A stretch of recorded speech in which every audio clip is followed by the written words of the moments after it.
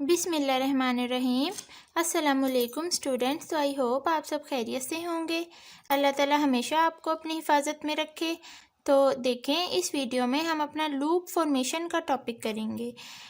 किसी भी basic feasible solution के लिए जो 3 कंडीशंस फुलफ़िल होनी ज़रूरी होती हैं वो ये हैं।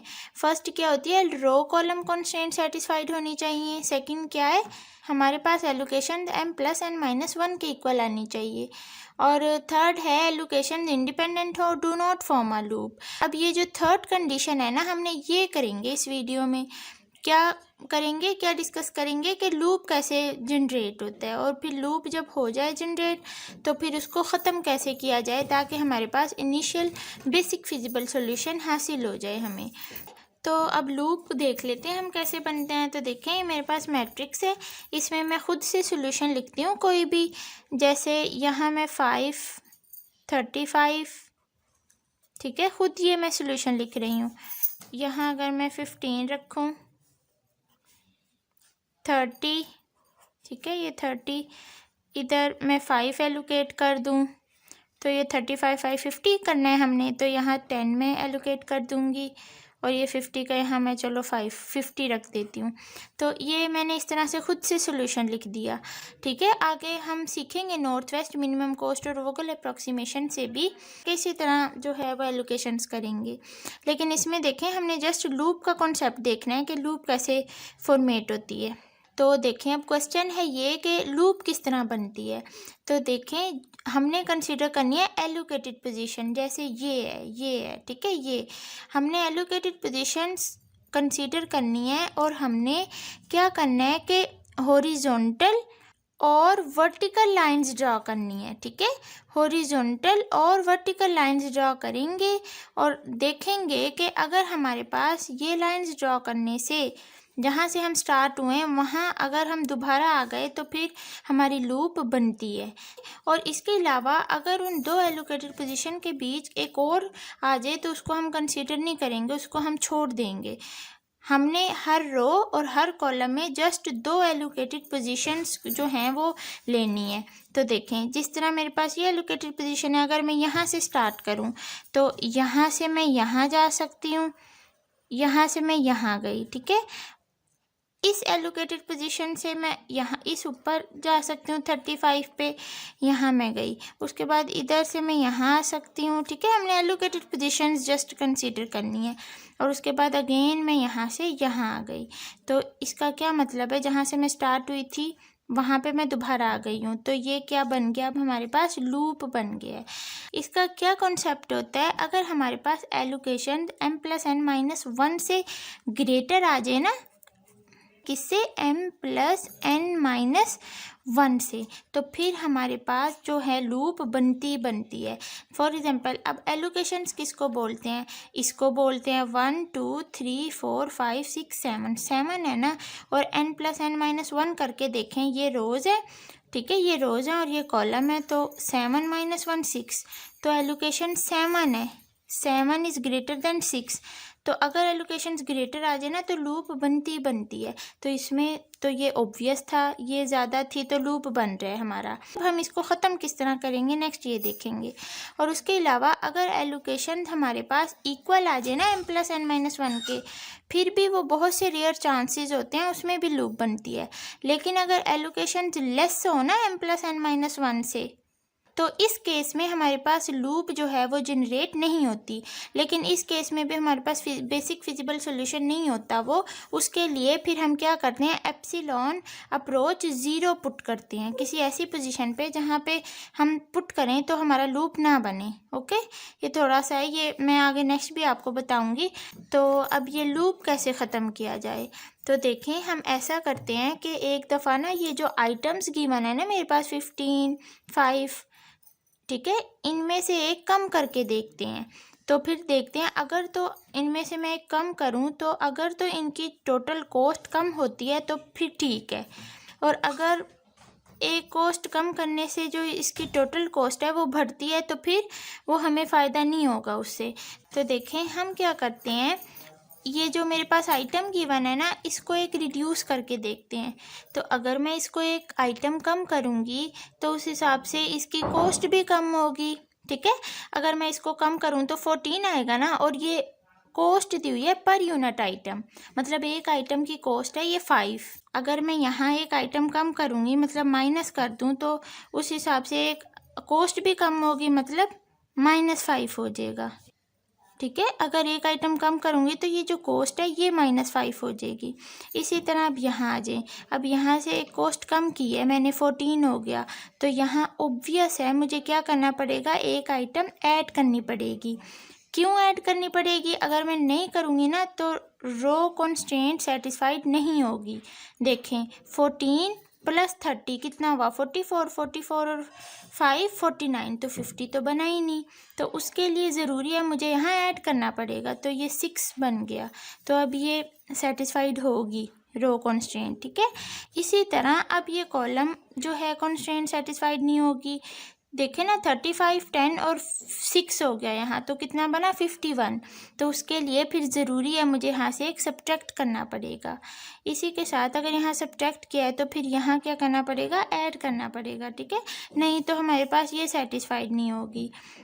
अब यहाँ चूँकि एक आइटम ऐड किया है तो इस हिसाब से कॉस्ट भी इसकी ऐड होगी, तो +8। यहाँ माइनस की है तो इसकी आइटम भी एक माइनस होगी, सॉरी इसकी कॉस्ट भी एक माइनस होगी, तो -8। इसी तरह यहाँ एक कॉस्ट क्या होगी, इस हिसाब से ऐड होगी, +4। तो इसको अब सॉल्व करें तो हमारे पास क्या आता है, -1। तो ये ठीक है हमारे पास, मतलब हमारे पास एक आइटम कम करने से टोटल कॉस्ट क्या होती है, हो रही है रिड्यूस हो रही है, कम हो रही है।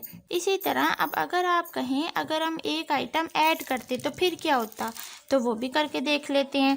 अगर आप यहाँ ऐड करते ना एक आइटम, देखें यहाँ ऐड करते तो ये 16 बन जाता, तो इस हिसाब से इसकी कॉस्ट भी क्या होनी थी, +5 ऐड होना था, तो +5। यहाँ प्लस किया है तो यहाँ एक आइटम क्या होनी थी, माइनस होनी थी, तो यहाँ इसकी कॉस्ट भी फिर माइनस होगी, तो -8। इसी तरह माइनस किया है तो यहाँ प्लस करना पड़ेगा, तो ये कॉस्ट भी फिर प्लस होगी उस हिसाब से, +8। उसके बाद यहाँ प्लस किया है तो यहाँ जाहिर है कि माइनस करना पड़ेगा, तो ये इसकी कॉस्ट भी क्या होगी, -4 होगी। तो अब इसको सॉल्व करें तो क्या आता है, +1। तो इसका क्या मतलब, ये तो इंक्रीज़ कर रही है, बढ़ रही है कॉस्ट। तो ये तो अभी हमने एक आइटम कम किया है, तो हमारे पास एक यूनिट कॉस्ट कम आ रही है, यानी $1 आप इसे कह लें, ठीक है, $1 आप इसे कह लें। तो अगर हम इसको मैक्सिमम भी कम करते ना तो मैक्सिमम कॉस्ट भी हमारे पास कम आनी थी। तो अब देखें, अब हमने इस लूप को कैसे ख़त्म करना है। अब आपने कंसीडर करना है, ये ब्लैक वाला तो कंसीडर करना ही नहीं है, इससे तो हमारे पास बढ़ रही है कॉस्ट, नुकसान हो रहा है। हमारा मिशन क्या होता है, कम कॉस्ट आए, तो अब ब्लू वाला कंसीडर करें। अब देखें, आप देखें इसमें कि हमारे पास नेगेटिव साइन कहाँ कहाँ है, एक यहाँ है, एक यहाँ है इस पोजीशन पे।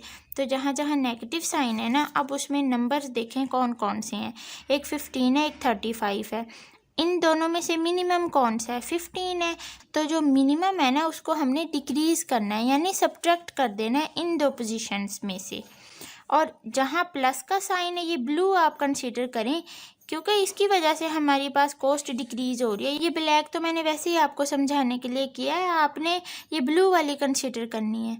तो जहाँ माइनस साइन है वो दो नंबर देखे, इन दोनों में से जो मिनिमम है वो देखा, तो जो मिनिमम है उसको माइनस करना है इन दो पोजीशन में से, इन दो में से जहाँ माइनस साइन है, और इस 15 को हमने ऐड कर देना है कहाँ, जहाँ पे प्लस साइन है। तो फिर देखें हमारे पास क्या बनेगा। नेक्स्ट मैं यहाँ कर रही हूँ एलोकेशंस। हमारे पास क्या ले लेते हैं हम, थीटा = 15 हमने करना है। यहाँ है मेरे पास प्लस साइन, तो यहाँ 15 क्या होगा, ऐड होगा यहाँ, तो ये बन जाएगा 20। इसके अलावा यहाँ क्या होगा, सब्ट्रैक्ट होगा, क्यों, माइनस साइन है, तो क्या रह गया यहाँ भी 20। नेक्स्ट आ जाए इधर, ये तो वैसे ही रहेंगे क्योंकि इन पे लूप का कोई असर नहीं पड़ रहा, तो 50, 30 और 10 तो इसी तरह रहेंगे। 50 यहाँ 30 है और यहाँ मेरे पास 10 है। ठीक है, तो जब यहाँ से माइनस किया तो 0 आएगा, तो वो 0 मैं यहाँ नहीं लिखूँगी। तो नेक्स्ट इधर क्या करना है, इधर भी ऐड करना है किसको, 15 को। तो जब 5 में ऐड करूँगी तो क्या आएगा, 20। अब हमारी एलोकेशन जो हैं वो इक्वल है m+n-1 के इक्वल। आप चाहे चेक कर ले, 1 2 3 4 5 6 है ना, और 6 ही हमारे पास क्या है, m+n-1 है। तो इसका क्या मतलब है, ये हमारे पास बेसिक फिजिबल सॉल्यूशन प्रोवाइड करेगी ये प्रॉब्लम।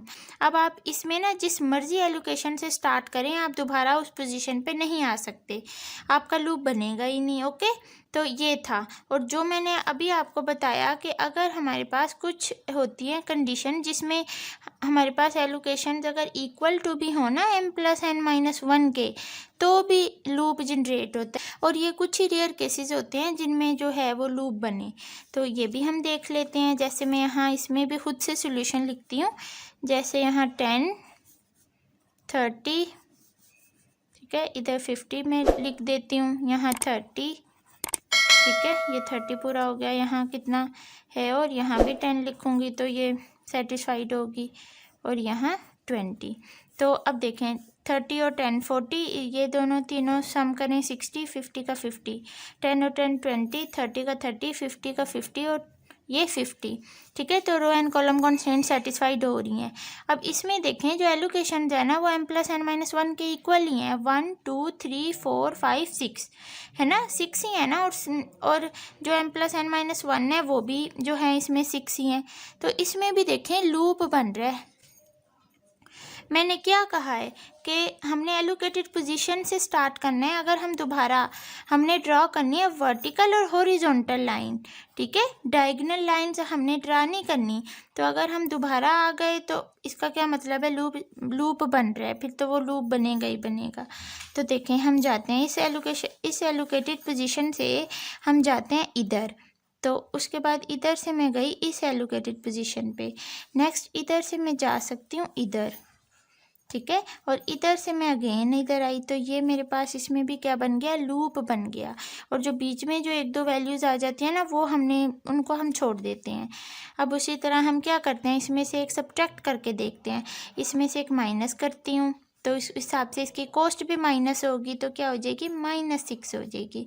इसी तरह माइनस किया है तो यहाँ प्लस करना पड़ेगा, वरना तो ये सेटिस्फाइड नहीं होगी, तो इस हिसाब से इसकी कॉस्ट भी क्या होगी, प्लस होगी।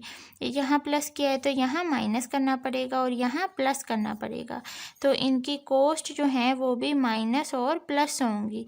तो अब इसको सोल्व करें, क्या आता है मेरे पास, -3। इसी तरह अगर मैं इसमें से एक आइटम जो है वो ऐड करूं, प्लस करूं कुछ भी, सॉरी ये मैं ब्लैक उससे लिखती हूँ ताकि वो डिफरेंस इनका नज़र आए।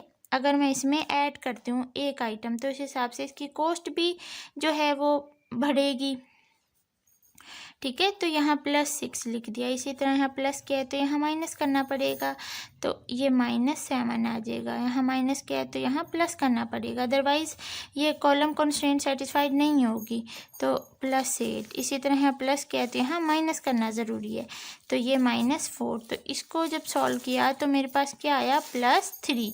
तो इसका भी क्या मतलब है, हमारे पास अगर मैं आइटम कम करती हूँ तो कॉस्ट डिक्रीज़ हो रही है, और अगर बढ़ाती हूँ तो फिर कॉस्ट क्या हो रही है, इंक्रीज़ हो रही है। और ट्रांसपोर्टेशन प्रॉब्लम में हमारा मिशन यही होता है कि हमारे पास कॉस्ट मिनिमम से मिनिमम आए। इससे हमारा कोई मतलब नहीं है, इससे तो हमारी कॉस्ट बढ़ रही है। हमने जस्ट ये ब्लू वाला आपने कंसीडर करना है। तो उसके लिए देखें अब माइनस साइन कहाँ कहाँ है, एक यहाँ है और एक यहाँ है। 30 मिनिमम है और 10 मिनिमम है। जो मिनिमम होता है ना उसको हम माइनस करवाते हैं उन्हीं दो पोजीशंस में से, ठीक है, और उस मिनिमम नंबर को हम ऐड करवा देते हैं कहाँ, जहाँ पे प्लस साइन होता है, ठीक है।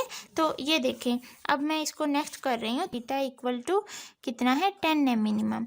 तो यहाँ जब सब्ट्रैक्ट करवाएंगे तो 0, वो मैं नहीं लिख रही, ठीक है। इसके अलावा हमने यहाँ इसको ऐड करवाना है 10 को, तो ये क्या बन जाएगा, 30। इधर पोजीशन पे 30 बन जाएगा। इधर लूप का कोई असर नहीं हो रहा था, वो मैंने इसी तरह लिख दिया, ये वाली पोजीशन। और यहाँ क्या करना है, 10 ने क्या होना है, माइनस होना है इसमें से, तो ये 20 रह जाएगा। और यहाँ ऐड करना है, यहाँ भी 20, तो यहाँ भी 20 और यहाँ भी 20। और इसके अलावा इस पर भी कोई असर नहीं हो रहा लूप का, एज इट इज़ 50 आ जाएगा। अब इसमें भी देखें, आप जहाँ मर्जी से स्टार्ट करें आपका लूप नहीं बनेगा, आप दोबारा उस एलोकेटेड पोजीशन पे नहीं आ सकेंगे। अब हमने ना इन प्रॉब्लम्स में ऐसा तो कभी नहीं करना कि दूसरी कंडीशन को सेटिस्फाई करवाने के चक्कर में फर्स्ट वाली फेल कर दें। कैसे हो रही है, अब यहाँ फेल हो रही है, कैसे हो रही है देखें। कंडीशन क्या है कि हमारे पास नंबर ऑफ एलोकेशन इक्वल आनी चाहिए m+n-1 के, तो यहाँ तो इक्वल आ ही नहीं रही, आ रही थी पहले लेकिन उस कंडीशन में लूप बन रहा था, तो उसको ख़त्म करने के लिए हमारे पास अब कम आ रही हैं। तो देखें कम आए ना तो आपने परेशान नहीं होना। अगर हमारे पास एलोकेशंस जो हैं वो लेस आए ना किससे, m+n-1 से, तो कोई टेंशन की बात नहीं है। लेस आए ना तो उसको हम अरेंज कर लेते हैं। कैसे करते हैं, एप्सिलॉन अप्रोच 0 पुट कर देते हैं किसी ऐसी पोजीशन पे जहाँ पे पुट करने से लूप ना बने, तो इधर टेंशन की बात नहीं है। तो देखें अगर मैं एप्सिलॉन यहाँ पुट करूँ ना तो लूप बनेगा, यहाँ से यहाँ जाऊँगी, यहाँ जाऊँगी, यहाँ जाऊँगी, फिर अगेन यहाँ लूप बनेगा, तो मैं यहाँ पुट नहीं करूँगी। अगर मैं अपना एप्सिलॉन यहाँ रखूँ तो भी लूप बनेगा। कैसे, इधर से इधर गई, इधर गई, इधर और फिर इधर, तो यहाँ भी नहीं रखूँगी। अगर मैं यहाँ रखूँ ना तो लूप नहीं बनेगा, ठीक है। यहाँ भी रखूँ, यहाँ भी रखूँ, अगर आप देखें अगर आप यहाँ भी रखें ना एप्सिलॉन अप्रोच 0, ये एप्सिलॉन पुट करेंगे, ये एप्सिलॉन पुट करेंगे, 0 को अप्रोच कर रहे हैं, तो अगर आप इसको यहाँ भी रखेंगे ना तो भी लूप नहीं बनेगा, इधर रखेंगे तो भी लूप नहीं बनेगा। तो ये आपकी मर्ज़ी है, तो हम इन तीनों में से जहाँ मर्ज़ी रख देते हैं, मैंने यहाँ रख दिया है। तो देखें अब हमारा लूप भी नहीं बन रहा, हमारे पास जो एलोकेशंस भी पूरी हैं और इसके अलावा कंडीशंस भी सारी सेटिस्फाइड हो रही हैं। तो ये क्या है, बेसिक फिजिबल सोल्यूशन है। वही इंपॉर्टेंट बातें जो इस लूप के में आपने जहन में रखनी है कि अगर एलोकेशंस ग्रेटर होंगे ना m+n-1 से, तो फिर ज़रूर है, ये लाजमी है कि लूप बनेगा ही बनेगा। और अगर एलोकेशंस इक्वल हो तो इसमें 50-50 चांसेस होते हैं। जैसे हमने ये एक ऐसी प्रॉब्लम ली, ये वाली एक ऐसी प्रॉब्लम ली जिसमें लूप बन रहा था, ठीक है। इसमें हमारे पास पूरी थी एलोकेशंस और m+n-1 इक्वल थे, लेकिन फिर भी लूप बन रहा था। और अगर एलोकेशंस लेस हो तो फिर उसमें लूप जनरेट नहीं होती, लेकिन हम क्या करते हैं, हम पुट कर देते हैं एप्सिलॉन अप्रोच 0 एक ऐसी पोजीशन पे जहाँ पे लूप ना जनरेट हो। आई होप ये लूप किस तरह जनरेट होता है और हम उसको ख़त्म कैसे करते हैं, इस सब के बारे में आपको समझ आई होगी। तो नेक्स्ट वीडियो से इंशाल्लाह हम जो इसका बेसिक फिजिबल फाइंड आउट करेंगे ना, उसमें ये कंडीशन सेटिस्फाइड होनी बहुत ज़्यादा ज़रूरी है। तो आपको पता होगा तो आप समझ पाएंगे ना। तो नेक्स्ट वीडियो से इंशाल्लाह इसके मेथड ही स्टार्ट करेंगे। तो अपना ढेर सारा ख्याल रखें, और अगर वीडियो पसंद आती है तो कमेंट्स में ज़रूर बताया करें, बहुत ज़्यादा खुशी मिलती है आपके कमेंट्स पढ़ के, देख के, ठीक है। तो अगर कोई डाउट है तो फिर पूछा भी करें कमेंट्स में। तो नेक्स्ट वीडियो में मिलते हैं। अल्लाह हाफिज़।